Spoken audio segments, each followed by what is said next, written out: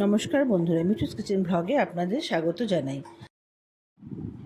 গোবিন্দভোগ চাল দিয়ে আজকে রেসিপি আলু ফুলকপির ডালনা। ফুলকপিগুলোকে একটু ভাপিয়ে নিয়েছিলাম, তারপর তেল দিয়ে এটাকে হালকা লাল করে ভেজে নেব। কড়াইতে হাফ টেবিল চামচ ঘি দিয়ে আমার হাতে এক মুঠো গোবিন্দভোগ চাল ধুয়ে রেখেছিলাম, সেটা হালকা করে ভেজে নেব। ফুলকপি আর চাল ভাজা হয়ে গেছে।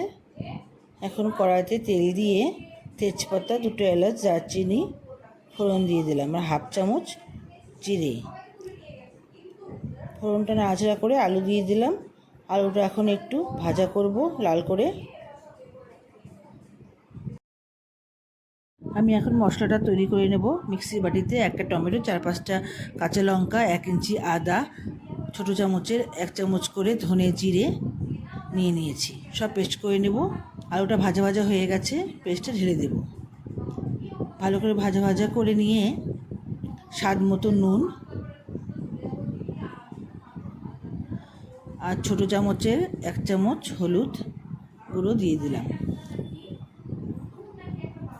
আর কাশ্মীরি লঙ্কার গুঁড়ো 1 চামচ দিয়ে দিলাম। এবার মশলা ধোয়া জলটা দিয়ে 2 মিনিটের জন্য ঢাকা দিয়ে কষাবো।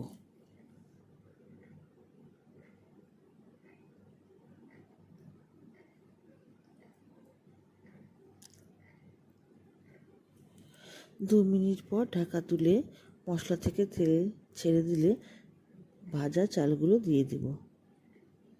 নাড়াচাড়া করে ফুলকপিগুলোও দিয়ে দেব। ভালোভাবে সব মিক্স করে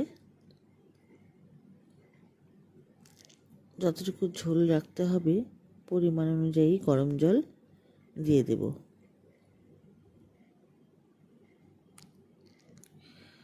এবার মিডিয়াম ফ্লেমে ঢাকা দিয়ে 3 থেকে 4 মিনিটের জন্য রেখে দেব। 4 মিনিট পর ঢাকা তুলে দেখব চালগুলো একটু সিদ্ধ হয়ে আসছে, ফুলকপি আলু ভালোভাবে সিদ্ধ হয়ে গেছে।